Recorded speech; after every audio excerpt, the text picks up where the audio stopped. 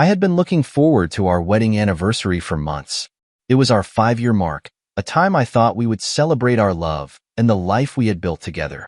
I planned a beautiful evening at an upscale venue, a private dinner meant just for me and my wife, Sophia. I put a lot of thought into every detail because I believed our anniversary should be special, a reminder of all we had shared. However, the day took a sudden, unexpected turn when my brother, Eric, announced that he was hosting a barbecue party on the very same day. At first, I thought it was just a careless mistake, a mix-up that could be easily resolved. I even tried to laugh it off, hoping that everything would be fine. But then Sophia made her choice without any further discussion. With a dismissive tone, she told me that she was going to Eric's barbecue instead of coming to our anniversary dinner. I was stunned. When I confronted her, she scoffed and said, "Come on, Adam. It's just a party. We can celebrate our anniversary anytime." Her words hurt more than I expected because deep down I knew it wasn't just about a party. It was a statement. In that moment, I understood exactly where I stood in our marriage, and I felt a deep disappointment that left no room for compromise. I made a clear decision then and there. I decided that no one, not even my wife, would be allowed to show up late or break the plan for our special night. I would not allow anyone to disrupt what I had planned for myself on our anniversary. That night, as the evening began to unfold, I made sure every detail was exactly as I wanted it. The venue was elegant and calm, and I had an exclusive guest list that included true friends and family who valued my marriage. I even spoke with the head of security and made it very clear, no one enters late, not even my wife. His eyes widened slightly as he asked if I was sure, but I nodded firmly. I told him that anyone who chose a barbecue over our marriage did not belong at my event. With that, I set my trap. I watched as guests began to arrive, the evening filled with light laughter, soft music, and good conversation. My best friend, Jason, even shook his head in disbelief when he heard the news about Sophia's decision. He whispered to me, "I still can't believe she picked a barbecue over your anniversary." I forced a smile, but it did not reach my eyes. Deep inside, I felt a cold certainty that Sophia was making a big mistake, a mistake that would show her true colors later that night. While I was enjoying the carefully planned celebration among friends who truly cared, I knew that Sophia and Eric were probably having the time of their lives at the barbecue, completely unaware of what I had arranged. I had locked the doors and set the rules so that she could not come in late. The stage was set for her to face the consequences of her choice, and I felt a strange mix of calm and resolve as I sat among those who supported me. I knew that if she truly cared about our marriage, she would have been here on time. Instead, her decision spoke loudly about her priorities. I sat back and let the evening continue, every detail of the elegant venue a silent protest against her neglect. My heart was heavy, yet I felt a sense of control knowing that I had set things up just as I had planned.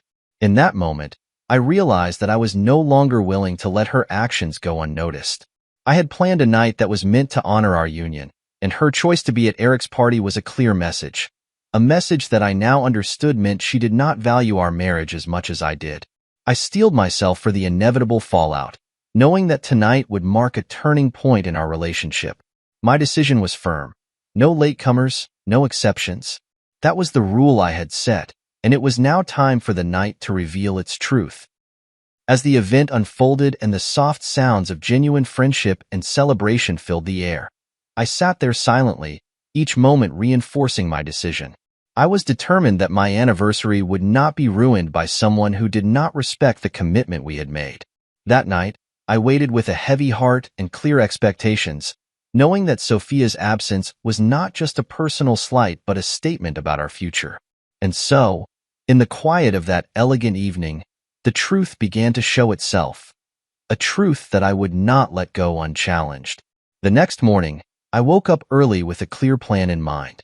I spent extra time getting ready, not out of worry but out of determination to make sure everything was perfect. I knew exactly what I had to do so that nothing would go wrong. I had chosen a beautiful, elegant venue that would speak for itself, a place where every detail was arranged just right. I had invited only the people who truly mattered, those who supported our marriage and respected our commitment. I had carefully curated the guest list to include close friends and family who I trusted. Every light, every table, and every little decoration had been set up to remind me that this night was about celebrating what I had worked so hard to build. Before the event started, I took a moment to speak privately with the head of security. I looked him straight in the eye and said, in simple and firm words, "No one enters late tonight. Not even my wife." I saw his eyes widen a bit as he hesitated and asked, "Are you sure, sir?" I nodded slowly, making it clear that there was no room for second-guessing. I added quietly, "Anyone who chooses to put a barbecue over our marriage does not belong here." My words were simple, but they carried all the weight of my feelings. With that, the trap was set. I could feel the importance of every instruction I had given. This was not about being mean or spiteful. It was about showing, with clear and honest rules, how much I valued our marriage. I wanted everyone to know that tonight was meant to honor our union, and that disrespecting that was not acceptable. I took a deep breath and let the reality of the plan sink in. I imagined the night unfolding exactly as I had arranged, with every detail in place. I pictured the elegant venue, the carefully arranged tables, and the guests who would be sharing in this celebration. It was a moment of control and clarity for me. As the day went on, I checked every detail myself. I made sure that the staff knew the schedule, that the lights were set to the perfect mood, and that the sound system played soft, inviting music. I even walked around with the security team to double-check that all the doors were secured and that no one would be allowed in after the agreed time. My heart was steady as I repeated the rules in my mind. I had built everything up so that tonight could be exactly what I needed, a night to mark my own feelings about our marriage. Throughout the morning, I kept thinking about the simple rule I had laid out. I thought about how sometimes actions speak much louder than words. I had already felt the sting of her choice the day before, and now, by setting these clear rules, I was making sure that the truth would not be hidden. I was ready to show that if you do not value what you have, then you must face the consequences. It was a quiet act of self-respect, a way of taking back control of my own life. I recalled every moment that led up to this point, the careful planning, the disappointed look on my face when I learned about the barbecue, and the steady resolve that had grown in me ever since. Everything had led me to this moment, and I was determined not to let it slip away. When the time finally came, I stood at the entrance of the venue with a sense of purpose. I was not worried about hurting anyone. I was more focused on showing that my marriage, my commitment, was something that deserved respect. As each guest arrived, I could see that the rules I had set made it clear that this was a night for those who truly cared. I had made sure that everything was in place. I had spoken the truth in simple words, and now I was ready to let the night take its course. With every detail checked off and every rule firmly in place, I felt a calm satisfaction. Tonight was going to be a turning point, a statement about what mattered in our lives. And as I watched the door, knowing that no latecomers would be allowed, I felt that my decision was right. I had set the rules, and in doing so, I had set the stage for the rest of the night to follow exactly as I had planned. The guests began to arrive at the venue one by one, and I watched as they entered with warm smiles and friendly greetings. The room was softly lit and decorated with simple yet elegant details. A few candles here, some fresh flowers there. Everything arranged to create a calm and welcoming atmosphere. I felt a mix of emotions as I looked around. On one side, there were familiar faces of close friends and family who had come to support me, and on the other side, I knew deep inside that something important was missing. That something was Sophia. I had set everything up carefully, and tonight was meant to be a celebration of our 5-year marriage. I wanted it to be a night of warmth and sincere connection, a moment where our love was honored in the simplest way. Yet, as I looked at the clock, I could not shake the heavy truth that she was not there. I knew she was at Eric's barbecue, laughing and enjoying herself with my brother, while I was here, trying to keep the plan exactly as I had arranged. Inside, the music was soft and the conversations low and sincere. Every time I looked around, I saw that the people I trusted were there. Friends who had been with me through thick and thin, and family who believed in the strength of our union. They greeted me with quiet words of encouragement and gentle pats on my shoulder. My best friend Jason, whose presence always meant a lot to me, gave me a small, knowing smile and said quietly, "I still can't believe she picked a barbecue over your anniversary." I managed a short, tight smile in return, although it did not hide the disappointment I felt deep down. I tried to focus on the celebration itself. I took a moment to stand and talk with the guests, making sure everyone felt welcome and appreciated. Their voices were kind and understanding. I found myself listening carefully as people spoke about memories of our marriage, happy times, shared laughter, and moments when our love had carried us through tough days. These words, even when simple, helped me remember that what we had built was strong and real, even if it now felt under threat. Every detail of the evening was planned to speak of respect and commitment. The long table in the center of the room was set with clean, crisp white cloth, and the silverware shone under the gentle lights. I had chosen a menu that was simple and tasteful, with dishes that reminded me of the good times we once shared. As I moved from table to table, greeting each guest with a polite nod or a small smile, I felt both the joy of the celebration and the sting of her absence. It was a mix of satisfaction and sadness. A part of me was proud of the calm and dignity I was trying to show, while another part of me was hurt that she had chosen a different path. Throughout the evening, I kept checking the entrance, half expecting to see Sophia appear at any moment. Each time I glanced at the door, my heart would skip a beat, only to sink again when I realized she was still not there. I had set my rules clearly: no latecomers, no exceptions. That simple rule had become the symbol of my decision. A decision that I hoped would speak louder than words. I wanted everyone to see that if you do not value what you have, then you must face the consequences. Tonight was not just about me or about my hurt feelings.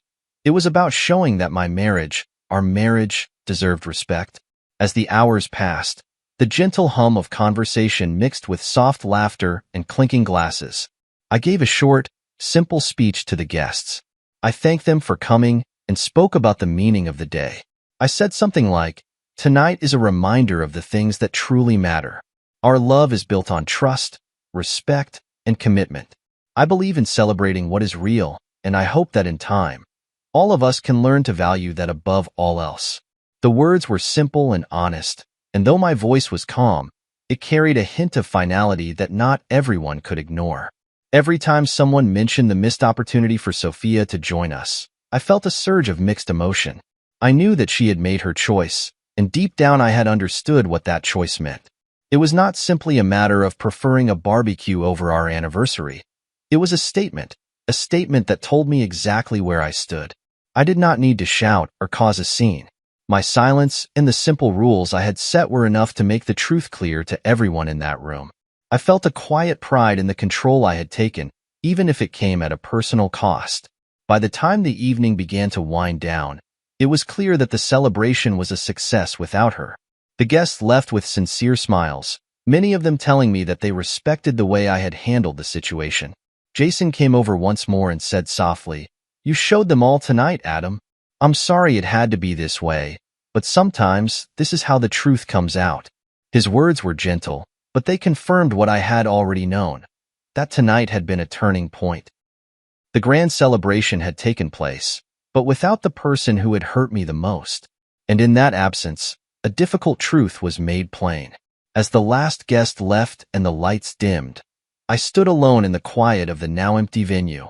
I looked around at the simple decorations and the lingering echo of laughter, and I realized that while the celebration had been beautiful, it was also bittersweet. It was a night where I honored the values I held dear, and it was also a night where I saw clearly that if you choose to disrespect what you have, you may find yourself locked out of the most important moments. I left the venue with mixed feelings: relief, sorrow, and a deep, steady resolve. The grand celebration had gone on without her, and in that simple truth, I felt that I had made a choice for my own future. I knew that the coming days would bring more questions and more difficult moments, but tonight, I had taken a stand. I had shown that when you decide to set clear rules, you can shape the outcome of your own life, even if it means facing the pain of loss. And as I walked away from that night, I carried with me the lesson that some choices leave a mark that no one can erase. A lesson written in the quiet success of a celebration held for those who truly valued the love and respect that I believed in. I was in the middle of the celebration, feeling the gentle hum of music and warm laughter all around me when my phone suddenly buzzed. At first, I ignored it, letting it ring for a few moments as I tried to focus on the calm joy of the evening. But then a text message arrived from Sophia. The words on the screen read, "Hey, I'm on my way. Got caught up at Eric's. I'll be there soon." I stared at the message for a moment, my heart tightening. I already knew that she had chosen the barbecue over our special night, and now this message was proof that she was late. I did not reply. I simply let the phone keep buzzing softly on the table. A few minutes passed, and another text came through. This one was shorter, and it carried a sense of urgency. "Babe, why aren't you answering?" I couldn't help but let a small smirk cross my face. The message told me that she was starting to feel the pressure, a feeling that I had expected all along. I felt no rush to respond. Instead, I continued talking with my guests and enjoying the evening that I had planned so carefully. I wanted the rules I had set to stand firm. No late arrivals, no exceptions. Then, as if to add the final note to her growing panic, a third text arrived. The message was blunt and demanding. "They won't let me in. Adam, open the door now." I paused and looked at my phone, my eyes briefly scanning the words. It was clear that by this time, she had hit the wall. The security at the venue was not letting her in because I had made my intentions clear. I felt a mix of satisfaction and sadness as I read it. I knew that her message was a desperate cry, a moment when her choice had finally caught up with her. I raised my glass slowly, my hand steady as I glanced around the room. I saw the familiar faces of friends and family who were quietly observing the unfolding events. They knew what had been planned and understood the weight of the decision that had been made. I did not feel a need to shout or make a scene. I simply let the situation speak for itself. Instead of answering or rushing to the door, I let the message remain unanswered on my phone. I continued to enjoy my night, each sip of my drink a silent reminder that I had set clear rules long ago. Outside, I imagined the scene. Sophia standing at the door, arguing with the security guards, her voice rising in panic and frustration. I could almost see her eyes wide with disbelief as she tried to explain herself, only to be met with the firm, unyielding words of the guards. I felt a cold, steady certainty that this was exactly what I had expected. By choosing to ignore my invitation to join the celebration, she had accepted the consequences. Every text she sent, every plea to be let in, only confirmed the distance that had grown between us on this important day. I took another moment to look around at the warm, elegant room filled with genuine friends who valued what I had built. Their quiet understanding and sympathetic looks said more than any words ever could. I felt both the weight of our lost connection and the strength of my own resolve. In that moment, I knew that the rule I had set was not meant to be cruel for its own sake. It was a simple reminder that if you choose to ignore the commitments we make to each other, you must face the consequences. So I let the texts sit on my phone as I continued the night, a silent observer of the unfolding drama outside. The first panic call had been the signal that things were not going to be fixed by a quick apology or a rushed arrival. It was a turning point, a moment when it became clear that the choice had been made long ago. And as the evening went on, the absence of Sophia became a quiet echo that filled the elegant space, a reminder of a promise broken and a marriage pushed to its limits. Outside the elegant venue, I could see the scene unfolding exactly as I had expected. The door was firmly closed, and Sophia stood there with a mix of frustration and disbelief on her face. She raised her voice, trying to convince the security guard to let her in. "This is my husband's event. Let me in," she shouted, her words carrying a mix of anger and desperation. The guard, standing firm by the door, shook his head. "I'm sorry, ma'am, but the instructions are clear. No late arrivals," he said simply. His tone was steady, leaving no room for negotiation. I stood a few steps away inside, watching everything with a calm detachment that belied the pain I felt. It was the moment I had planned for, and now it was all coming true. Soon, Eric arrived. He was clearly not in the best state, drunk and stumbling as he walked beside her. "Relax, sophomore. It's just a party. He'll let you in," he slurred, trying to sound reassuring, but his words only deepened the sense of despair on her face. I could see the panic growing in her eyes as the reality of my strict rules sank in.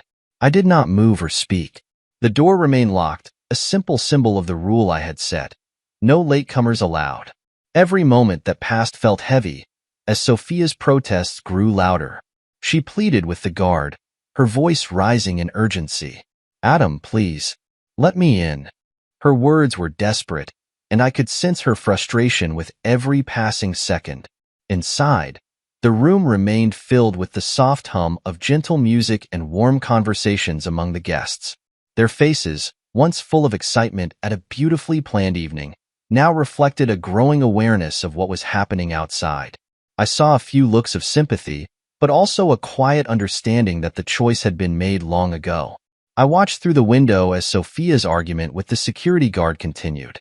Her voice wavered between anger and despair as she insisted, "This is my husband's event. I deserve to be here."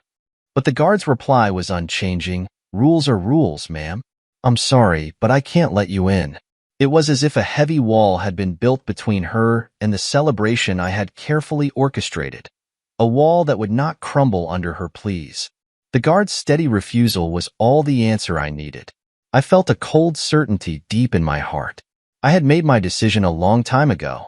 I set the rule because I wanted the night to be a true celebration of our marriage, of the love and respect I believed we were meant to share. Tonight was meant to honor those values, and if she chose a barbecue over our anniversary, then she had to face the consequences. As the minutes ticked by, the situation outside grew more tense. I could see her frustration turn into panic, and then into a sinking realization. Her eyes showed a deep hurt, a pain that came from being left out when she had once been the one who was meant to be a partner in our marriage. The scene was heartbreaking, but it was also the natural result of a choice that had been made. I listened to the muffled sounds of her argument and the occasional calm response of the guard, all from behind the safety of the locked door. Inside the venue, the guests continued their conversations, though a few of them occasionally glanced toward the door with concern. Their whispers floated softly in the air, speaking of regret, of missed chances, and of the truth that was unfolding. I kept my gaze steady on the closed door, letting the silence speak volumes. I did nothing to help her get in. The rule was clear, and I was committed to it. I had set that rule as a reminder that when you choose to prioritize something else over our marriage, you have to be prepared to face the consequences. In that quiet moment, I felt a mix of sorrow and relief. If you do not respect the commitment we made, then you must bear the burden of that choice. And so, as the night went on and the conversation inside the room continued, I remained by the door, a silent witness to the consequences of choices made. The lock stayed firm, and with each passing moment, it became clear that this was a point of no return. The evening was no longer just a celebration. It was a statement, a turning point that would shape our future in the days to come. I was in the middle of giving a short speech to our guests when I heard a sudden noise outside. I paused and looked out the large window, expecting perhaps a friend arriving late or some other interruption. But what I saw made my heart sink. There, standing in the doorway, was Sophia. Her face was pale, and her eyes were full of hurt. For a long moment, she stood there in silence, as if trying to understand why the door would not open for her. I continued my speech inside, trying to sound calm and clear as I thanked the guests for coming and spoke about the values of trust and commitment. Yet, deep down, I could not ignore the heavy truth that was unfolding outside. As I spoke, I kept glancing toward the door, and I could see that Sophia's struggle was real. Her eyes slowly filled with tears as she realized that I wasn't coming to get her. The security guard, following my clear instructions, remained firm and unmoved. Outside, the noise of the soft music and chatter from the venue was now mixed with the sound of her frustrated pleas. I heard her voice, shaky and desperate, repeating, "Adam, please, let me in." But the door stayed locked, and the guard simply repeated, "No late arrivals," in a tone that left no room for discussion. At that moment, my brother Eric, already at the barbecue and noticeably unsteady from drinking, came over to her. With a laugh that was more dismissive than caring, he said, "Come on, sis-in-law, it's just one night. We can party somewhere else." His tone made it seem like this was not a big deal, as if a missed anniversary celebration could be brushed off easily. But I knew this was not just about one night. This was a turning point, a moment that showed how our lives had changed forever. Inside, as I continued my speech, I felt a deep, steady weight in my chest. Every word I spoke was laced with both sorrow and a strange sense of resolve. I talked about the importance of keeping promises and staying true to what really matters in a marriage. I spoke slowly, deliberately, making sure each guest understood that this night was meant to celebrate real commitment. But as I spoke, I could feel my heart hardening a little more with each moment that passed and with each call that came in from her phone. I noticed that after her first call outside, she tried again and again to reach me. Her messages came in quickly, one text after another asking, "Adam, why aren't you answering?" And then a desperate plea, "They won't let me in. Adam, open the door now." But I kept my phone silent. I did not answer. I let those messages hang there, unanswered, as a quiet declaration that the rules I set were final. Every minute that ticked by made the truth sink in for her. For the first time in our 5 years of marriage, she was left out in the cold, truly left out. I saw her lower her head as if in defeat, and the bright hope that might have once been in her eyes was gone. It was clear to everyone watching that she felt the full weight of being abandoned by someone she had once trusted. The sound of her repeated calls and the soft sobs in the background told a story that no words could. There was no comforting her that night. There was only the harsh truth that her choices had brought her to this very moment. I finished my speech with a calm but steady tone, saying, "Tonight, we honor the values that matter most: trust, respect, and commitment." I hoped that those words would reach every heart in the room, reminding them that this was not a night for careless celebration but for honest reflection. The room fell quiet after I finished speaking, the only sound coming from the soft music and the quiet murmurs of our guests. In that silence, I felt a deep and sorrowful clarity. I had made my choice long ago, and now it was clear that Sophia's decision had real consequences. When the final text came in, I simply left it unanswered. I blocked any further calls or messages, not out of anger, but because I had already made up my mind.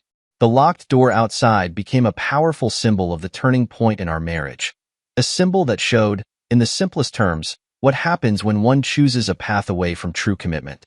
I looked out one last time, seeing Sophia's figure standing small and alone in the doorway, and I felt a mix of regret and resolve. That moment, as it sank deep into the night, was the moment everything changed. I had set the rules, and now I was watching them take effect. Sophia's face, filled with hurt and disbelief, was a reminder that some choices come with heavy costs. And as I stood there, speaking softly into the microphone and letting my words echo in the elegant venue, I knew that nothing would ever be the same again. This was not just one missed anniversary. It was the day our marriage took its final, irrevocable turn. A day when the truth could no longer be hidden behind excuses or empty promises. It was the moment everything sank in, and the reality of our lives was laid bare for everyone to see. Months later, life had settled into a new normal, a normal that I had chosen for myself. I sat in my small, quiet apartment on the day of my next anniversary, the one I spent all alone. It was a simple day, but I did not feel lonely or sad. Instead, I felt free and relieved. I had learned a hard lesson about respect, and now I was moving on. I looked out my window and saw the sun shining on the busy street below. In that soft light, I realized that I no longer needed to wait for someone who could not value our marriage. Every time I passed by a place where friends used to gather for our celebrations, I remembered the night that changed everything. I recalled how I had set the rules and how I had let Sophia face the consequences of her own choice. Eric still threw his meaningless parties, loud and careless, as if nothing mattered. And Sophia? She still tried to call me, still sent messages hoping I would let her in. But I had learned that if a partner does not put our marriage first, then they do not deserve a place in it. On this anniversary, I decided to mark the day in a way that celebrated my own life. I went out to a quiet cafe with a couple of true friends who had stood by me through it all. We sat at a small table outside, the warm sun on our faces and a gentle breeze carrying away the remnants of the past. My best friend Jason raised his glass and said simply, "To fresh starts." I smiled and clinked my glass with his, feeling a warm glow of hope. There was no regret in my heart now. I did not spend the day mourning what was lost or what might have been. Instead, I filled the hours with small acts of kindness toward myself, reading a good book, taking a long walk in the park, and even writing a few lines in a new journal.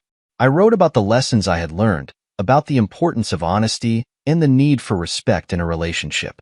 I reminded myself that I had the power to choose my own path, and that path no longer included someone who had let me down.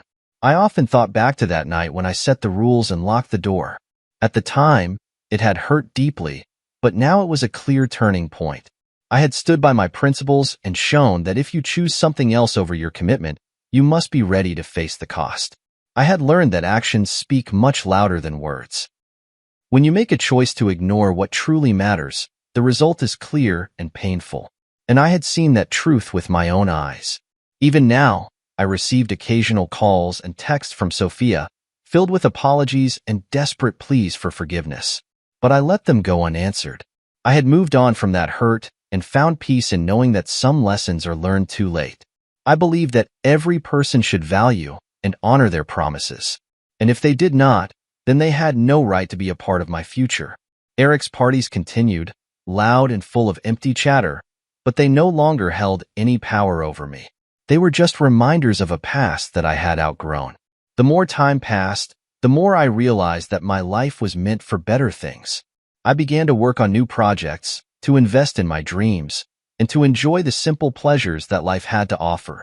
My days were no longer defined by the hurt of that anniversary night, but by the promise of every new morning. On that next anniversary, as I sat alone with a small cup of coffee and a warm smile, I felt a deep gratitude for my new beginning. I had no bitterness left in my heart, only a steady determination to live a life of honesty, respect, and self-worth. I had learned that if someone cannot prioritize what is important in a marriage, then they do not deserve a place in it. And so, I celebrated not just the end of a troubled past, but the start of a future that was entirely my own. I knew that moving on was not about forgetting what happened, but about choosing to grow from it. Every memory, every regret, was now a stepping stone toward a brighter, simpler future. I looked forward to the days ahead, days filled with real laughter, genuine connections, and the simple joy of knowing that I was finally free to be myself. And as I sipped my coffee that quiet morning, I whispered to myself a small truth. Sometimes the best way to honor what you have is to let go of what hurts you. That was my new life. A life without regret, a life built on clear choices, and a life where I was in control of my own destiny. Sometime later, I found myself looking back on everything with a quiet, clear mind. Life had changed in ways I never imagined. I had learned that when someone does not honor the promises they make, it is up to you to protect your own heart and future. Now, every morning I wake up in my new apartment feeling lighter and more hopeful. I no longer worry about what has passed or the hurt that once filled my days. Instead, I focus on building a simple, honest life filled with respect, real friends, and fresh dreams. I take walks along the busy street, feeling the warm sun on my face, and I remind myself that I made the right choices. I remember the long nights, the cold silence of a locked door, and the sting of missed chances. But those memories have become lessons. I know now that if you choose a path that hurts what truly matters, you have to be ready to face the cost. My friends still call, and sometimes I hear a message from Sophia, full of apologies and pleas. I do not answer. I have learned that forgiveness is not always needed, and sometimes, the best way to heal is to simply move forward. I have discovered that the end of one chapter can be the start of another. Every small victory, the smile of a friend, a kind word, a quiet evening with a good book, reminds me that life can be beautiful even after pain. Sometimes, when I sit quietly with a cup of coffee and look out at the city lights, I feel the gentle pull of hope. I think of all the things I have learned, that true respect begins with you, that your happiness matters more than keeping a broken bond, and that every day is a chance to start over. I have chosen to let go of anger and bitterness, and instead, I embrace the freedom of a new beginning. I know that I will face challenges in the future, Life is not always simple or kind, but I now trust that I have the strength to meet whatever comes my way. I have learned to value honesty, commitment, and the power of making clear choices. With every step I take, I leave behind the hurt of the past and welcome a future built on my own truth. In the end, I smile at the thought of moving on. I no longer need to be defined by a single night, a missed anniversary, or a broken promise. I have found a new path, one where I am in control, where I set my own rules, and where I honor what matters most, myself and the genuine love I choose to share with others. And so, as the city hums softly around me, I step into each new day with gratitude, knowing that I have finally found peace in the truth of my own new beginning. I met someone new on a cool, clear morning that felt full of promise. I had been taking long walks in the park lately, trying to enjoy the simple beauty of life after all that had happened. That day, as I strolled along a quiet path lined with trees and gentle sunlight, I noticed a woman sitting alone on a worn wooden bench. She was reading a book, a novel I used to love when I was younger, and there was something soft and inviting in the way she held it. I paused for a moment, feeling an unexpected pull in my heart. I wasn't sure if it was curiosity or the need for change, but I decided to walk over and say hello. "Hi," I said in a low, friendly tone as I approached her. She looked up, surprised for a split second, and then offered me a warm smile. "Hello," she replied. "I'm Emily." Her voice was gentle and clear, and it made me feel at ease right away. I introduced myself simply as Adam, and we began to talk. At first, our conversation was about the little things, the pleasant weather, the beauty of the park, and the book she was reading. I mentioned that it was one of my favorites, and her eyes lit up with a spark of recognition. We soon discovered that we shared many small interests. Emily liked quiet mornings with a good book and a cup of coffee just as much as I did. She told me about the little coffee shop she frequented near her apartment, and I said I knew a place where the coffee was always warm and inviting. We laughed over simple stories about our daily lives, and the conversation flowed naturally, as if we had known each other for years. There was no need for grand declarations or complex words. Everything was honest and clear. As we sat together on that bench, time seemed to slow down. The park around us was alive with the soft rustle of leaves and the distant sound of children playing, yet we were wrapped in our own quiet world.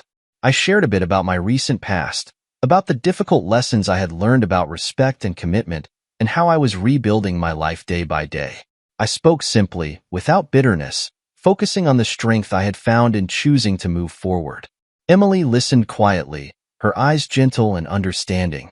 When I mentioned the loneliness I had felt after my marriage fell apart, she placed a comforting hand on the back of the bench. "I'm sorry you had to go through that," she said softly. "It takes courage to start over." Her words felt like a warm light in a dark place. We talked about the small joys that now made up our days, like a walk in the park, the sound of music from a nearby cafe, and the hope of new beginnings. I found myself opening up in a way that I hadn't expected, and she did the same. Emily told me about her own struggles with trust and loss, how she had learned that sometimes you have to let go of what hurts you to make room for what heals you. In that simple exchange, we both realized that sometimes the best way to heal is by simply being honest and kind to each other. Before we knew it, the sun was higher in the sky, and a gentle breeze stirred the leaves around us. We exchanged phone numbers with the quiet promise of meeting again, perhaps for coffee or another walk in the park. As we parted ways that day, I felt a lightness that I hadn't known in a long time. It wasn't that I had forgotten the past or the pain I had endured. Rather, I was ready to embrace something new and real. I realized that every ending brings with it a chance for a new beginning, and that sometimes, meeting someone who listens and cares can make all the difference. Walking home later, I felt a sense of calm and hope fill me. Emily's kind words and genuine smile stayed with me, a small reminder that life could still be beautiful, even after a time of sorrow. I understood that meeting someone new didn't erase the past, but it opened the door to the possibility of healing and growth. And so, with each step I took on that quiet street, I carried with me the gentle promise of new connections, new laughter, and the simple truth that sometimes, the best gift of all is the chance to start over and find a friend. Perhaps even something more, when you least expect it.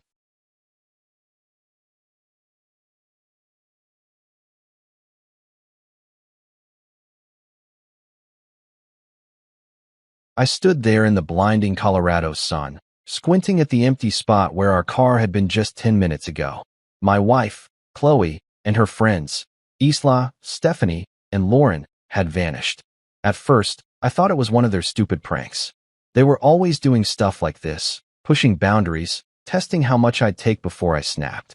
5 years of marriage, and I'd gotten used to their little games, the way they'd laugh at me, the way Chloe would join in instead of standing up for me.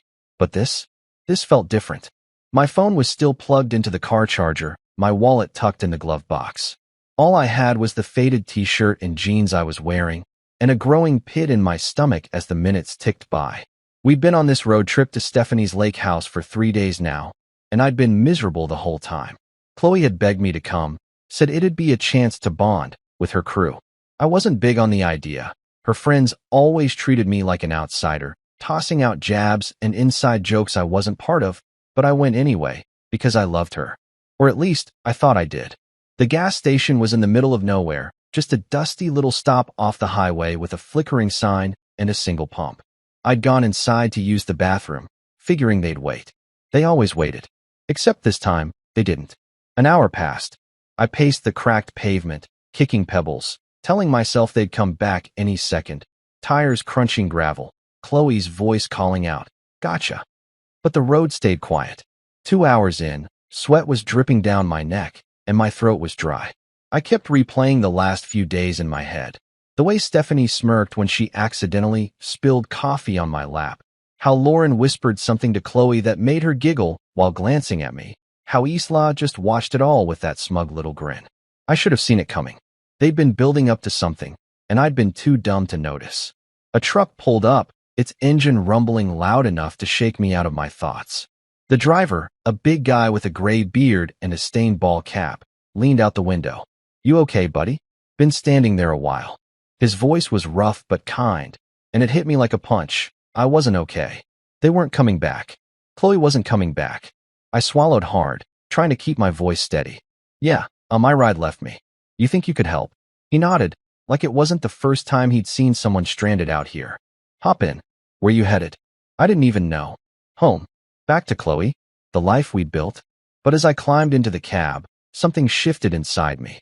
5 years of her laughing at me, brushing me off, letting her friends treat me like garbage. It all came rushing up, hot and heavy. I stared out the window as the gas station shrank in the side mirror. The trucker didn't ask too many questions, just kept driving, humming some old country song. My hands clenched into fists on my lap.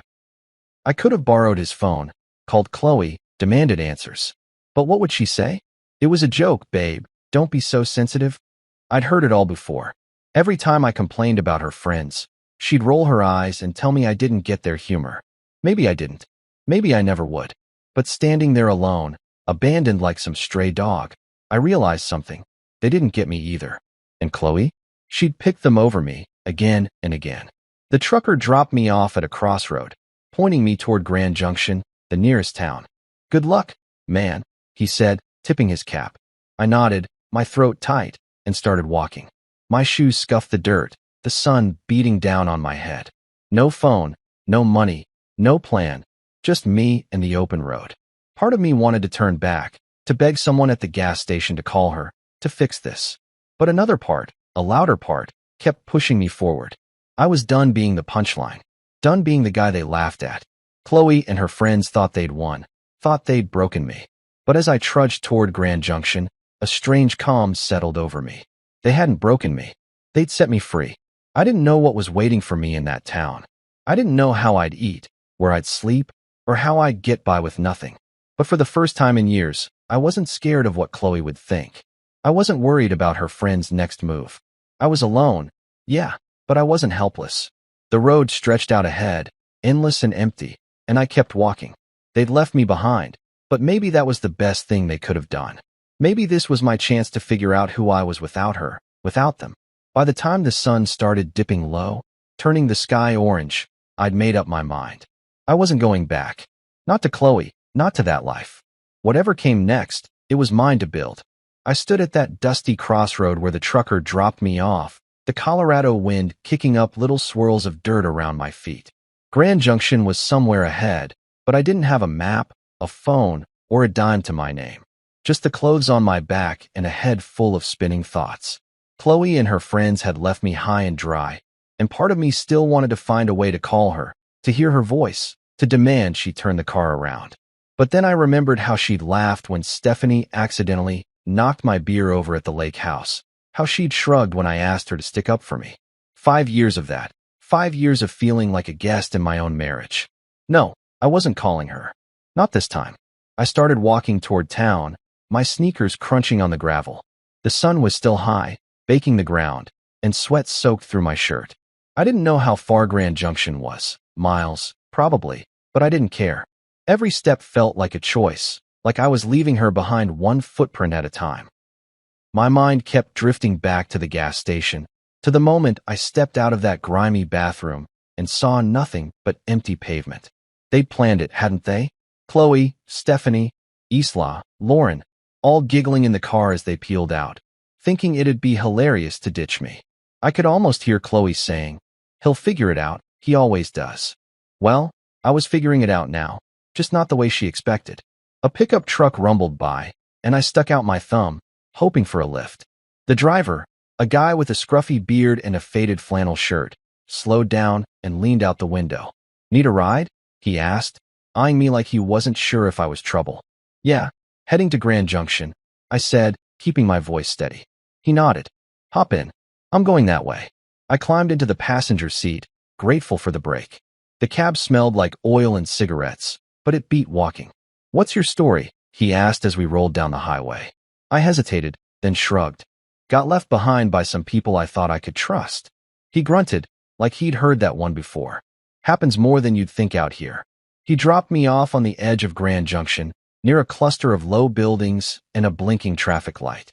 "Take care, man," he said, and drove off. I stood there, taking it in.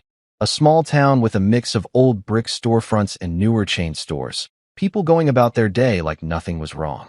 But everything was wrong for me. No wallet, no ID, no way to prove who I was. I needed help, and fast. I spotted a sign for a homeless shelter a few blocks down, a plain building with a cross painted on the side. My stomach twisted at the thought. Me in a shelter? But what choice did I have? Inside, it was dim and smelled like bleach and stale coffee. A guy behind the counter looked up. Roy, his name tag said. He was older, maybe 50, with a shaved head and a no-nonsense stare. "You lost or just broke?" he asked, sizing me up. "Both," I admitted, rubbing the back of my neck. "Got ditched out on the highway. No money, no phone, nothing." Roy didn't blink. "Happens. You got a name?" "Yeah. Mike," I said, figuring it was easier to stick to the truth for now. He handed me a clipboard with a form. "Fill this out. We'll get you a bed for the night. Tomorrow, we'll figure out the rest." That night, I lay on a cot in a room full of snoring strangers, staring at the ceiling. My mind wouldn't shut off. Chloe's face kept popping up, her voice, her laugh. I wanted to hate her, but part of me still ached for her to show up, to say it was all a mistake. But Roy's words stuck with me. "Tomorrow, we'll figure out the rest." He didn't mess around. The next morning, he sat me down with a cup of weak coffee and a plan. "You need ID to do anything. Job, bank, whatever. Takes time, but we'll start the process. Meantime, you need cash." I nodded, feeling useless. "Know anywhere hiring?" I asked. Roy smirked. "There's a diner down the street. Owner's a tough old broad named Jacqueline. Tell her I sent you." The diner was a squat little place called Jackie's, with red vinyl booths and a jukebox in the corner. Jacqueline was behind the counter, a wiry woman in her 60s with tattoos snaking up her arms and a voice like gravel. "Roy says you need work," she said, not even looking up from wiping the counter. "Yeah, I do," I replied, shifting on my feet. "Anything you got." She squinted at me, like she was trying to see through me. "Dishwasher quit yesterday. Pays crap. Hours are long. You steal from me, you're dead. Start now." I blinked, caught off guard, but nodded. "Okay, I'm in." She tossed me an apron, and just like that, I was scrubbing plates in the back, hot water soaking my hands. It wasn't much, but it was something mine. "No Chloe, No friends laughing at me, just me and a stack of greasy dishes.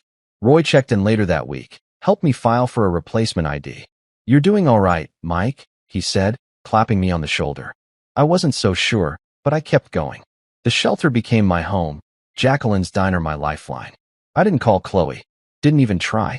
Every night, I fell asleep exhausted, but it was a good kind of tired. I was starting over, from nothing, and it felt like maybe, just maybe, I could make it work.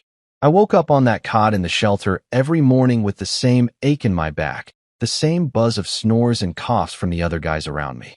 It had been a couple of weeks since Chloe and her friends ditched me at that gas station, and I was still getting used to this new life. Scrubbing dishes at Jacqueline's diner, sleeping on a borrowed bed, wearing clothes from a donation bin.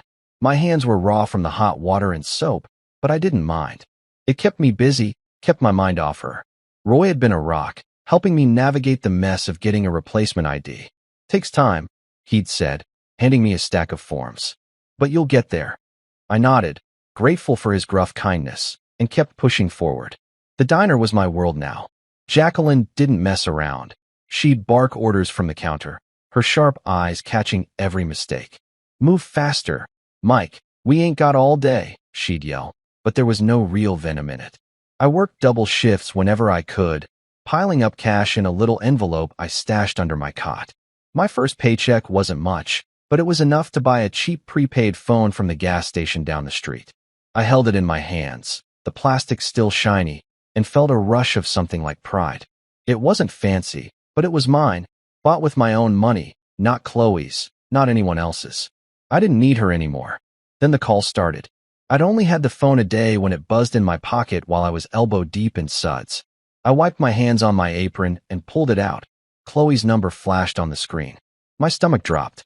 I let it ring, watching it like it might bite me, until it went to voicemail. A minute later, the notification popped up. I shouldn't have listened, but I did. Her voice came through, soft and shaky, like she'd been practicing what to say. "Mike, where are you? We waited for you. It was just a joke. We're so worried. Please call me back." I stood there, staring at the sink, the water still running. Worried? They'd left me in the middle of nowhere with nothing. If they'd waited, they'd have come back by now. The phone buzzed again, Stephanie this time. I hit play on her voicemail, and her tone was totally different, all smug and casual. "Come on, dude. You have to admit, it was hilarious. Call us back, all right." Hilarious. I clenched the phone so hard my knuckles went white. That's what I was to them. A punchline, a story to laugh about over drinks at the lake house.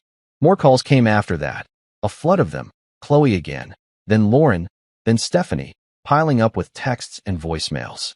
"We miss you. Where'd you go? This isn't funny anymore." I scrolled through them all, my chest tight, my head spinning. Chloe's words kept echoing. Fake concern, fake tears. She didn't care. None of them did. I sat on my cot that night, the shelter quiet except for the creak of springs and the hum of the heater. The phone glowed in my hand, their messages lighting up the screen. I listened to Chloe's first one again, then Stephanie's, then one from Lauren that was just her giggling before it cut off. My thumb hovered over the call button. Part of me wanted to dial Chloe, to scream at her, to ask why she'd done this. But what would it change? She'd just laugh it off, or cry and make me feel guilty, like she always did. I'd spent years swallowing their crap, smiling through it because I thought that's what a good husband did. Not anymore. I went through the list. Chloe, Stephanie, Isla, Lauren, and blocked every single one. My fingers shook a little as I did it, but once it was done, the phone went silent. No more buzzing, no more lies. I leaned back against the wall, letting out a breath I didn't know I'd been holding. It felt like cutting a rope I'd been tangled in for years. They couldn't reach me now. They didn't get to decide how this ended. I did. The next day, I went back to the diner like nothing had happened, plunging my hands into the dishwater, letting the heat burn away the last of their voices in my head. Jacqueline noticed something was off, though. "You're quiet today," she said, tossing me a rag to wipe down the counter. "Trouble?" I shrugged, not wanting to get into it. "Just sorting some stuff out." She snorted. "Long as it don't mess with my kitchen, sort of way." I smirked at that. She didn't care about my drama, just the job. It was refreshing. Roy checked in later, handing me a paper with a case number for my ID. "Coming along," he said. "You holding up?" I nodded. "Yeah, better than I thought." He clapped me on the shoulder and left me to it. By the end of the week, I'd saved enough to buy a second-hand jacket from the shelter's donation pile. Nothing fancy, but it kept the chill off. I walked back to my cot each night, the prepaid phone silent in my pocket, and felt lighter. Chloe and her friends were gone, cut out like a bad habit. I didn't need their apologies or their excuses. I had work, a bed, a plan, small things, but they were mine. The ache was still there, sure, the sting of betrayal, but it was fading. Every dish I scrubbed, every dollar I tucked away, I was building something new, something they couldn't touch. And for the first time in a long time, I fell asleep without dreaming of her. I'd been at the diner for months now, and things were starting to feel steady. Not perfect, but steady. The shelter was still my home, but I'd saved enough to move into a tiny studio above a laundromat in Grand Junction. It wasn't much, just a single room with a lumpy mattress, a hot plate, and a bathroom so small I could barely turn around in it. But it was mine. No more cots, no more snoring strangers, just a key in my pocket and a door I could lock. Jacqueline had seen me busting my tail at the diner and bumped me up to prep cook, which meant more hours and a little more cash. I'd chop onions and peel potatoes in the back, the rhythm of the knife keeping my hands busy and my mind quiet. It was hard work, but it felt good, like I was earning something real. The nights were still tough, though. I'd lie on that creaky mattress, staring at the water stains on the ceiling, and Chloe would creep into my head. I'd see her smile, hear her laugh. Not the mean one she used with her friends, but the soft one she'd give me back when things were good, back before I became her punching bag. I'd wonder what she was doing, if she missed me, if she even cared. The loneliness hit hard sometimes, a cold weight in my chest that wouldn't go away. But then morning would come, and I'd drag myself out of bed, pull on my jacket, and head to the diner. No fear of her judgment, no cruel jabs from her friends. Just me, free to breathe, free to be. One night, after a long shift, I was messing around with my prepaid phone, bored and restless. I kept it simple, no contacts, no ties to the past, but curiosity got the better of me. I made a fake social media account, just a random name and no picture, and looked her up.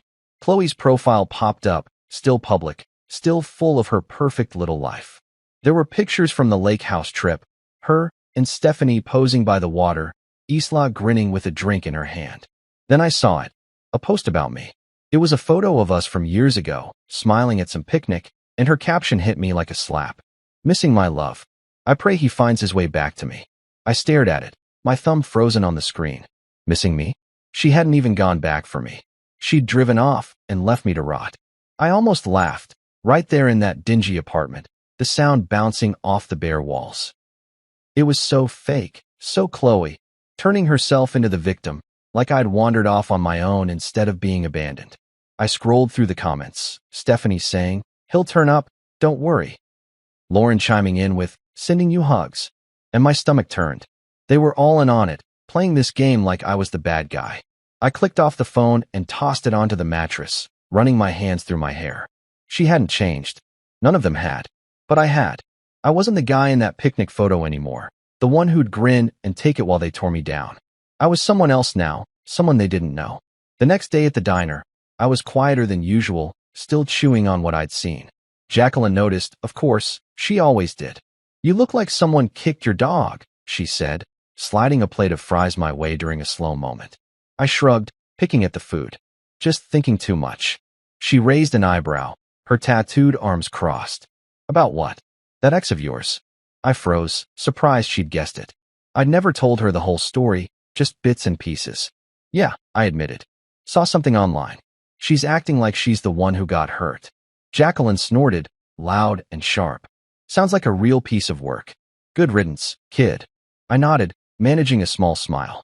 She was right. Good riddance. Work kept me grounded. I'd dice vegetables, flip burgers when the cook needed a hand, wipe down counters, anything to keep moving. The diner had its regulars, folks who'd nod at me or leave a couple bucks on the table, and that felt good, like I was part of something. My hands were calloused now, my arms stronger from hauling crates and scrubbing pans. I'd catch my reflection in the diner's glass doors sometimes, tired eyes, messy hair, but a guy who was making it, one day at a time. Chloe's post faded from my mind. replaced by the clatter of plates and Jacqueline's gruff voice calling out orders. I stopped checking her social media after that. Didn't need to. Whatever she was saying, whatever story she was spinning, it didn't matter. I had my studio, my job, my life, small, sure, but growing. The loneliness still came around, especially on quiet nights when the laundromat downstairs hummed and rattled, but it wasn't as sharp anymore. I'd wake up to the smell of detergent drifting through the floorboards, pull on my boots, and head out into the cold morning air. No one was waiting to mock me. No one was rolling their eyes at my every word. I could just be Mike, plain, simple Mike, and that was enough. For the first time in years, I felt like I was standing on solid ground, not sinking in quicksand. Freedom wasn't loud or flashy. It was this, my key, my paycheck, my choice. And I wasn't giving it back. I'd been living above the laundromat for a while now, settling into a routine that felt like mine. Work at the diner, save my cash, sleep in my own space. The days blended together, but they were good days, steady ones. Then she walked in, Sienna. She started coming to Jacqueline's diner twice a week, always in the same booth by the window, always with a stack of textbooks and a pen in her hand. She was a med student, I figured, from the way she'd mutter medical terms under her breath while scribbling notes. Her order never changed. Denver omelet, no tomatoes, extra coffee, and she'd barely look up when I brought it over. I'd watch her sometimes, amused at how she'd get so lost in her studying that her fork would hover halfway to her mouth for a full minute before she noticed. I don't know why I started messing with her. Maybe I was bored. Maybe I just wanted to see if she'd crack a smile. I'd swap out my name tag with random names I'd make up, Bob one day, Steve the next, Carl after that, just to see if she'd catch it. She didn't at first, too buried in her books, but one morning, I walked over with Rusty pinned to my shirt, and she finally looked up. Her eyes narrowed, flicking to the tag, then back to my face. "Your name tag is wrong," she said, her voice quiet but firm, like she was diagnosing me. I grinned, caught off guard. "Is it?" I shot back, even though it was. My real name was Mike, and she'd never asked. She smirked, just a little, and went back to her notes. That was it, our first real moment, and it stuck with me. Work kept me busy, but Sienna became the highlight of my week. She'd show up, order her usual, and I'd find excuses to swing by her table, refill her coffee, clear her plate, ask if she needed anything. She'd nod or mumble a thanks, but that smirk stayed in my head, like a challenge. One day, she came in looking frazzled, her hair messy, her books heavier than usual. "Rough night?" I asked, setting her coffee down. She sighed, rubbing her eyes. "Exams. I haven't slept in 2 days." I nodded, not pushing it, but I slipped an extra hash brown onto her plate when she wasn't looking. She noticed, glanced up at me, and said, "You're sneaky." I just shrugged. "Gotta keep you awake somehow." Our first date wasn't even planned. She came in one evening, all dressed up, jeans and a nice top, not her usual sweatshirt, and told me her friends had bailed on a reservation at some fancy pizza place across town. "I'm not wasting it," she said, half to herself, then looked at me. "You free?" I was wiping down the counter, my shift almost over, and Jacqueline was in earshot. "Go on, kid," she barked, waving me off. "You're no use to me moping around." So I went. We split a pepperoni pizza and a pitcher of soda, and she laughed, really laughed, when I told her about the name tag thing. "I knew it wasn't Rusty," she said, her eyes bright. "You're not that old." We talked all night, about her med school stress, my diner gig, dumb stuff like favorite movies. It was easy, natural, like we'd known each other forever. 6 months later, she moved into my little studio. It was cramped. Her books took up half the space, and we'd trip over each other making dinner on that tiny hot plate, but I didn't care. She'd study late, her lamp glowing while I slept, and I'd wake up to her muttering anatomy terms in her sleep. It was weirdly comforting. A year after that, we got a bigger place together, a real apartment with a kitchen and a couch that didn't smell like bleach. Sienna was different from Chloe. She didn't mock me, didn't make me feel small. When I'd doubt myself, she'd just say, "You've got this." And somehow, I'd believe her. We'd cook together, watch old TV shows, argue over who left the dishes in the sink. It was simple, but it was ours. Meanwhile, Chloe wouldn't let go. She'd started emailing me, found my address somehow, probably from an old bill or something.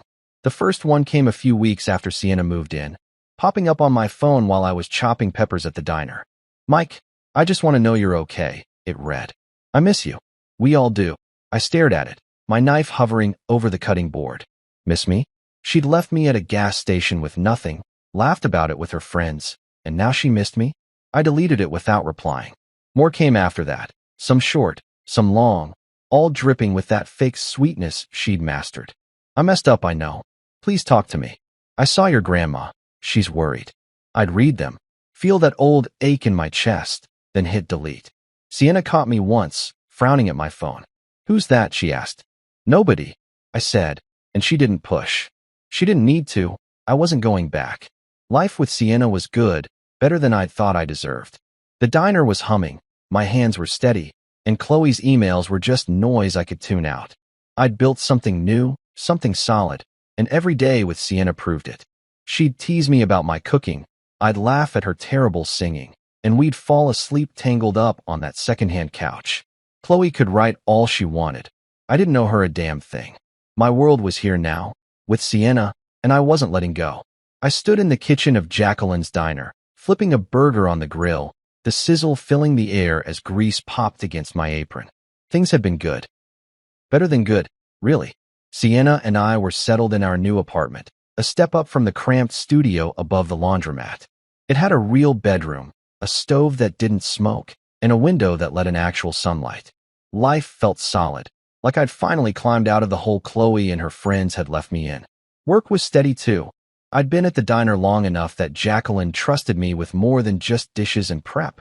She'd started leaning on me, barking less and nodding more when I got things done right.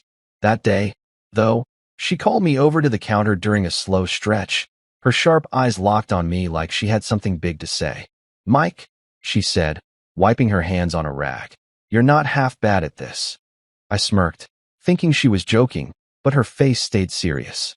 "I'm opening a second spot across town, smaller joint, but mine. Need someone to run it. You in?" I froze, spatula in hand, the burger sizzling behind me. Me? Run a diner? I'd gone from scrubbing plates to cooking, sure, but managing a whole place? "You serious?" I asked, my voice rougher than I meant it to be. She snorted. "Do I look like I'm kidding? You've got the chops. Work hard, don't steal, don't whine. Say yes or no." My head spun. A year ago, I'd been dumped at a gas station with nothing. Now I was getting offered this. I almost said no, convinced it was some trick, like Chloe's pranks all over again.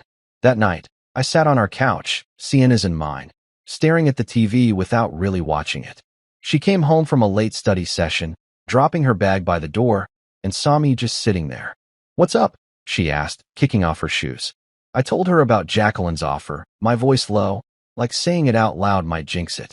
"She wants me to run her new diner. Me in charge." Sienna plopped down next to me, her knee brushing mine. "And you're thinking about turning it down?" she said, reading me like always. I shrugged, rubbing my neck. "I don't know. What if I screw it up?" She grabbed my hand, her grip firm. "You're already running that place half the time, helping with orders, fixing stuff when she's yelling at someone else. Just make it official. You've got this." Her words hit me hard, like a shove I didn't know I needed. She didn't doubt me, not for a second, and that felt new, strange, good. Chloe would have laughed, said something like, "You? A boss?" and her friends would have piled on. But Sienna just looked at me, steady and sure, and I nodded. "Okay, I'll do it." She smiled, that small one I loved, and leaned her head on my shoulder. "Good. Now stop moping. We've got dishes to do." I laughed, the weight lifting a little, and we washed plates together, her humming some off-key song while I splashed water at her. The next day, I told Jacqueline yes.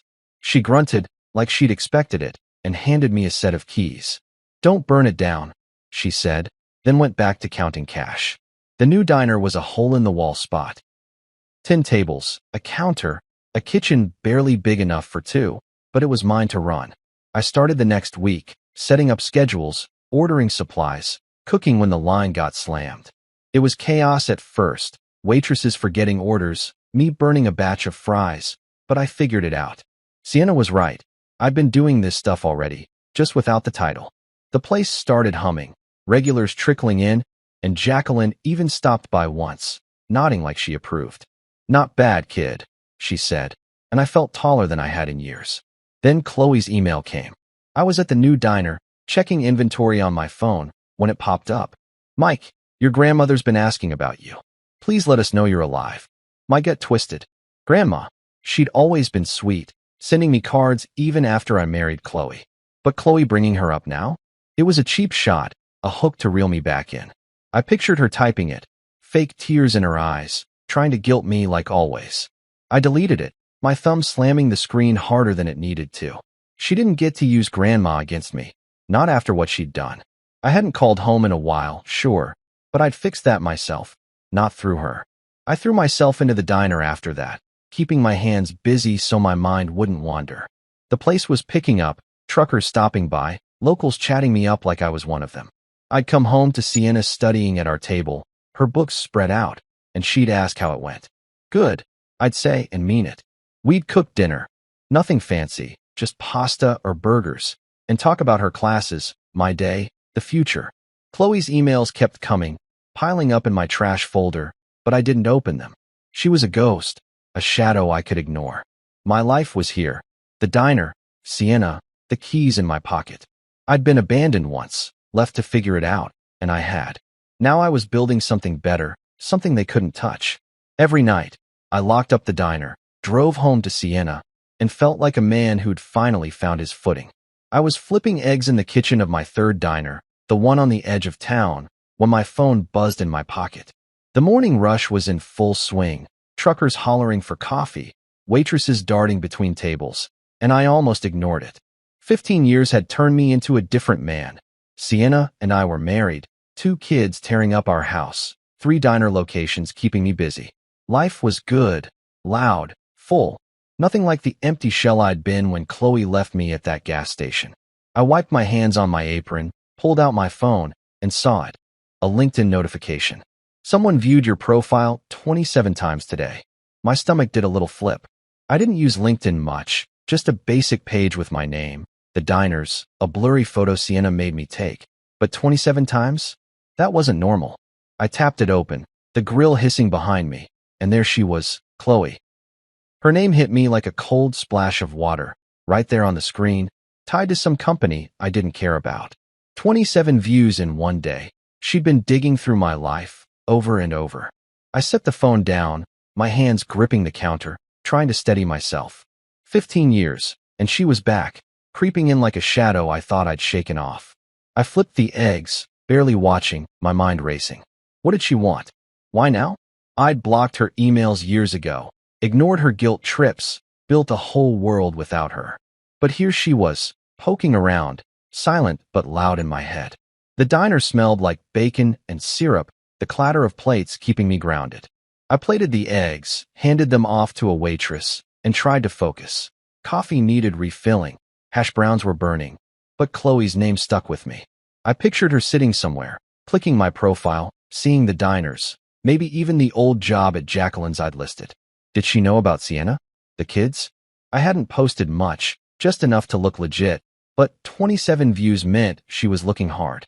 I wiped my forehead, sweat mixing with the heat, and grabbed my phone again. Her profile stared back. Chloe, older now, hair cut short, a tight smile in her picture. Consultant, it said. I didn't read more.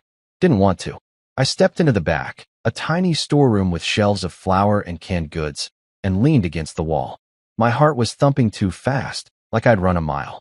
15 years, 2 kids, a wife, a business, and she could still rattle me. I hated that. I'd worked so hard to bury her, to forget the gas station, the laughter, the way she'd made me feel like nothing. Now she was back, not even saying anything, just watching. Was she jealous? Mad? Desperate? I ran my hands through my hair, pacing the cramped space. Part of me wanted to message her, "What's your deal?" But I stopped myself. That's what she'd want. Me reaching out, giving her a crack to slip through. I went back to the grill, threw myself into the rush, cooking, pouring, wiping down tables when the waitresses got swamped. The regulars nodded at me. Some guy asked for extra ketchup, and I kept moving, kept my hands busy. But she was there, in the back of my mind, those 27 views like an itch I couldn't scratch. I didn't tell Sienna when I got home that night. She was on the couch, folding laundry, the kids upstairs yelling about some game. Busy day? She asked, glancing up. Yeah, I said, forcing a smile, kissing her forehead. Same old. She didn't push, just handed me a pile of socks to sort, and I sat there, folding, pretending everything was fine. The house was warm, smelled like dinner, chicken and rice, Sienna's go-to, and the kids tumbled down, begging for dessert. I laughed, said no, felt normal for a minute. But Chloe lingered, a ghost I couldn't shake. I didn't check LinkedIn again, didn't need to see if she'd looked more. 27 was enough. I helped Sienna with the dishes, her hip bumping mine, and tried to let it go. My life was here, 2 kids fighting over the last cookie, a wife who didn't laugh at me, diners I'd built from nothing. Chloe couldn't touch that, not really. Still, I went to bed with her name in my head, staring at the ceiling while Sienna slept beside me. The next day, I was at the first diner, pouring coffee, when my phone buzzed again. I didn't look, just shoved it deeper in my pocket. If it was her, I didn't want to know. I'd spent years locking her out, and now she was knocking, quiet but steady. I focused on the work, grill, counter, cash register, kept my hands moving, my voice steady. She was out there, somewhere, but I was here, standing tall. Whatever she wanted, whatever game she was playing, I wasn't biting. Not yet. Not ever, if I could help it. I was wiping down the counter at the original diner, the one Jacqueline first hired me for, when the door jingled and they walked in, Chloe, Stephanie, and Isla. It was 3 days after those LinkedIn alerts, and I'd been on edge, half expecting something like this. The breakfast rush had just died down, leaving a handful of regulars sipping coffee, the air thick with grease and burnt toast. I saw them before they saw me. Chloe's short hair catching the light, Stephanie's swagger still there. Isla hunched like she wanted to disappear. My gut twisted, hands freezing on the rag. 15 years since they'd ditched me at that gas station, and now they were here, in my diner, my turf. I didn't move, just watched them pick a booth by the window and sit, their voices low but familiar. I could have stayed back, let the waitress handle it, but something pulled me out there. Maybe anger, maybe just needing to see it through. I grabbed a pot of coffee, more for something to hold than anything else, and walked over. Chloe spotted me first, her eyes going wide, her mouth dropping open. "Oh my God, it's you," she said, her voice shaky, like she hadn't rehearsed it. Stephanie leaned back, smirking like always. "Hey, look at you, big shot." Isla glanced up, then down fast, her hands fidgeting with the menu. I stood there, coffee pot in hand, looking at them. Older, worn, desperate in a way I didn't expect. "What do you want?" I asked, keeping it short, my voice harder than I felt. Chloe shifted, leaning forward, her fingers twisting together. "Mike, can we talk? Please." I didn't sit, didn't soften. "I'm working." "Talk." She swallowed, glancing at Stephanie for backup, then started. We need your help." It spilled out. Her life had crashed. Her artsy little business went under. Her marriage, some guy I didn't know, fell apart, and she was broke, begging now.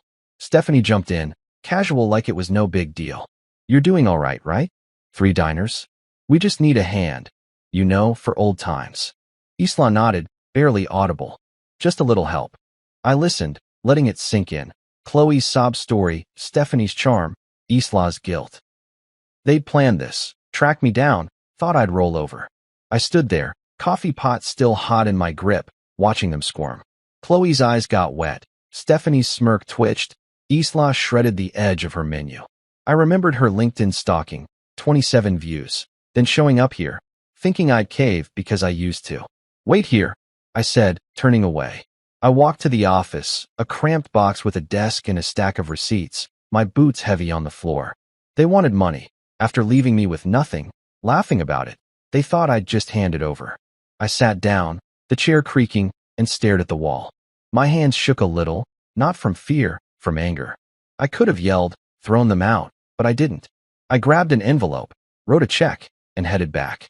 They were still there, whispering, heads snapping up when I walked over. I dropped the envelope in front of Chloe, watching her fingers snatch it up, her face lighting up for a second. She opened it. $73.50, the exact cost of a Greyhound ticket from Grand Junction back home, 15 years ago. Her smile crashed, her breath catching. Stephanie grabbed it, glaring. "What the hell is this?" she snapped. I leaned in, my voice low, steady. That's what it would have cost me to get back to you that day. I didn't. You don't get more than that. Chloe's mouth opened, no sound coming out. Stephanie shoved the check at me. You're a jerk, Mike. After everything. I cut her off. After everything? You left me. You laughed. This is me being generous. Isla flinched, her hands balling up, but she didn't speak. I straightened, looking at them. Chloe pale, Stephanie fuming, Isla shrinking. It's time to leave, I said, loud enough for the diner to hear. Don't come back. I turned, walked to the counter, my heart pounding but my steps sure. The waitress hovered, unsure, but I waved her off. They're done, I said, grabbing a rag to wipe my hands. They sat there a minute, stunned, then scrambled up, Chloe shoving the envelope in her purse, Stephanie muttering, Isla trailing behind. The door jingled shut, and the diner went back to normal, coffee pouring, forks clinking, like they'd never been there. I stood behind the counter, pouring myself a cup, my hands steady now. They'd come begging, thinking I'd bend, and I'd shut them down. It wasn't loud or messy, just cold, final. I sipped the coffee, bitter on my tongue, and watched the regulars chat, oblivious. Chloe's tears, Stephanie's anger, they didn't matter. I'd given them what they'd given me, just enough to walk away. The diner hummed around me, my diner, my life, and they were gone.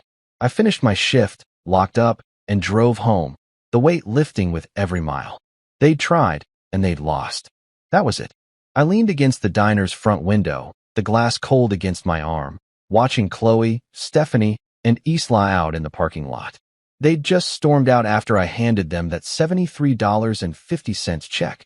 Bus fare from Grand Junction, nothing more. And now they were at it, arguing like kids caught stealing.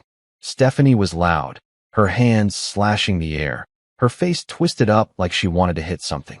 Chloe stood there, the envelope crumpled in her fist, staring at the ground, her shoulders hunched. Isla hung back, her arms crossed tight, looking like she might bolt or cry. Maybe both. I couldn't hear them through the window, but I didn't need to. They'd come in begging, thinking I'd cave, and I'd sent them packing. Now they were unraveling, and I just watched, feeling nothing. The sun was low, painting the lot orange, their shadows stretching long across the gravel. Stephanie jabbed a finger at Chloe, her mouth moving fast, probably blaming her for dragging them here, for screwing it up. Chloe shook her head, slow and tired, then shoved the check into her purse like it was trash. Isla shifted, glancing at the diner, her eyes catching mine for a second before darting away. I didn't move, didn't blink, just stood there, my coffee mug cooling on the counter behind me. They could fight all day out there. It didn't touch me. I'd given them what they deserved, closed the book on 15 years of their garbage, and that was that. I turned away, grabbing the mug and taking a sip. Cold now, bitter, but I didn't care. The diner was quiet, just a couple of regulars lingering over pie, the jukebox humming some old tune. I wiped down the counter, slow and steady, letting the rag soak up the day. The waitresses buzzed around, clearing tables, shooting me quick looks but keeping their mouths shut. They knew something had happened, those three walking in, me walking out with that envelope, but I didn't explain. You good, Mike? One asked, stacking plates. Yeah, I said, short and sharp, and went back to wiping. I didn't want their questions, didn't want to drag it out. Chloe and her crew were gone, and I was done. Driving home, the truck's engine growled under me, the road dark except for my headlights cutting through. My hands gripped the wheel, my mind stuck on that scene. Chloe's face when she saw the check, Stephanie's snarl, Isla's silence. It should have felt good, shutting them down, and it did, mostly. But there was this itch, a little nag I couldn't shake. They'd looked desperate, broken, Chloe especially, with her sob story about her life falling apart. 15 years ago, I'd have cared, run after them, tried to fix it. Now, I just watched them leave. The house came into view, lights on, Sienna's car in the drive, and I let out a breath. This was real, my family, my life, not them. I walked in, kicking my boots off by the door, the smell of leftover lasagna hitting me. Sienna was at the kitchen table, papers spread out, a pen in her hand, grating again, probably. The kids were upstairs, their voices muffled, likely in bed but not asleep. She looked up, her glasses low on her nose. Hey, she said, soft, then tilted her head. You okay? I nodded, pulling out a chair and sitting across from her, my hands flat on the table. They came by, I said, keeping it simple. Her eyebrows lifted, but she waited. Chloe, Stephanie, Isla asked for money. I gave them bus fare and told them to go. She set her pen down, leaning back, her eyes steady on mine. Bus fare? She asked, a little smile tugging her lips. I told her, $73.50, the exact cost to get back from Grand Junction all those years ago. How Chloe's face fell, how Stephanie snapped, how I walked away. Sienna listened, her hand resting on the table, calm like always. When I finished, she reached over, her fingers brushing mine. They can't take anything from you that you don't give them, she said, her voice firm, quiet. I looked at her, those words sinking in, and nodded. Yeah, I said, my throat tight. She squeezed my hand, then went back to her papers, leaving me sitting there, the weight lifting a little. She didn't need to say more. She got it, got me, and that was enough. We ate leftovers later, just the two of us, the kids finally quiet upstairs. I poked at the lasagna, my head still half in the parking lot, Stephanie yelling, Chloe staring, Isla shrinking. It didn't matter what they said out there, who they blamed. They'd come for a handout, and I'd given them a mirror instead. Sienna didn't ask more, just talked about the kids, our son's math test, our daughter's new obsession with drawing cats. I smiled, nodded, let her pull me back to now. After, we cleaned up, her hip bumping mine at the sink, and I felt steady again. That night, lying in bed, Sienna's breathing slow beside me, I stared at the ceiling. The house creaked, the kids shifting in their rooms, and I replayed it. Those three in my diner, then out in the lot, falling apart. They couldn't touch this, my family, my diners, me. I'd shut the door, locked it tight, and they were on the other side, where they belonged. The itch was still there, faint, but fading. Sienna was right. They got nothing I didn't give, and I'd given them the end. I closed my eyes, the days slipping away, and slept hard, done with their ghosts for good. I stood in the kitchen of our house, stirring a pot of chili on the stove, the smell of spices filling the air. It had been weeks since Chloe, Stephanie, and Isla walked into my diner, since I handed them that $73.50 check and watched them argue in the parking lot. I hadn't seen them since, not a call, not an email, not even a whisper on LinkedIn. They were gone, really gone this time, and I felt it. A quiet that settled deep, like a storm finally passing. Life rolled on. Sienna grading papers at the table, the kids chasing each other around the backyard, the diners humming with regulars. It was mine, all of it, and they couldn't touch it. I'd stopped looking over my shoulder, stopped waiting for the next knock. The chili bubbled, steam rising, and I tasted it. Needed more salt, maybe a kick of pepper. Sienna glanced up from her stack of tests, her glasses slipping down her nose. Smells good, she said, smiling that small smile I loved. Better be. I shot back, grinning, and she laughed, soft and easy. The kids burst in from outside, our son waving a muddy stick, our daughter yelling about a bug she'd found. Out, both of you, wash up. I barked, pointing to the sink, and they groaned but obeyed, splashing water everywhere. It was chaos, loud and messy, but it was ours. Chloe's face, those tears she'd tried to sell me, faded a little more every day, replaced by this. Work was good too. I bounced between the three diners, flipping burgers, checking stock, joking with the waitresses. The regulars knew me now. Old Tom with his coffee, the trucker who tipped big, the lady who always asked for extra napkins. They'd nod, say, "Hey, Mike," and I'd nod back, feeling like I belonged. Jacqueline stopped by the first diner one morning. Her tattoos faded, but her glare still sharp. "You didn't screw it up," she said, looking around, then clapped my shoulder and left. High praise from her. I laughed to myself, pouring coffee for a table, and thought about how far I'd come, from a gas station nobody to this. I didn't check on Chloe anymore. No fake social media accounts, no late-night scrolls. I'd done that once, years back, seen her play the grieving widow, but now? I didn't need to know.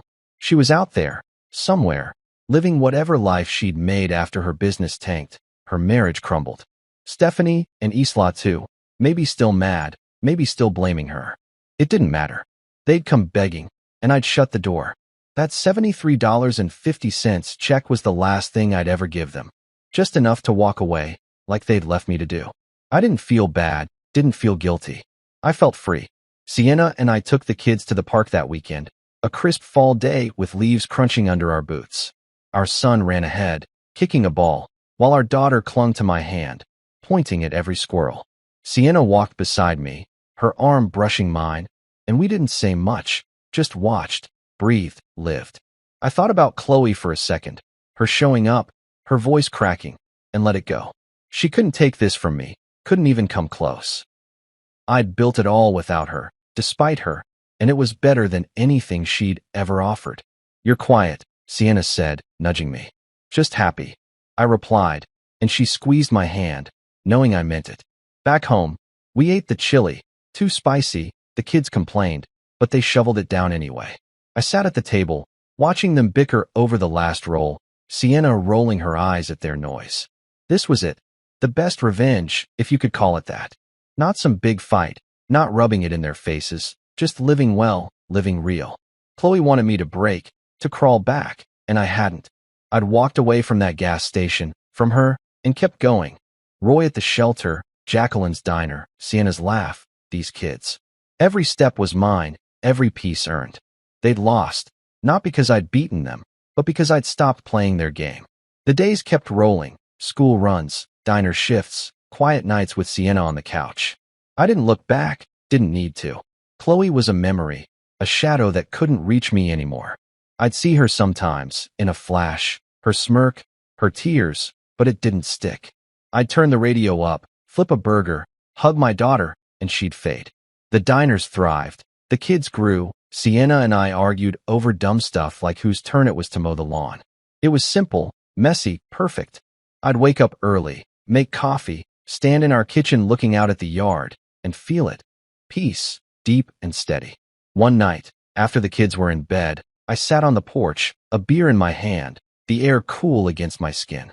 Sienna came out, wrapped in a blanket, and sat beside me. What's on your mind? She asked, her voice soft. I took a sip, staring at the stars. Nothing, I said, then smiled. Everything. She leaned her head on my shoulder, and we sat there, quiet, together. Chloe was gone, really gone, and I was here whole. The best revenge wasn't revenge at all. It was this, right now, a life so good I didn't need to prove anything. I'd made it, and that was enough.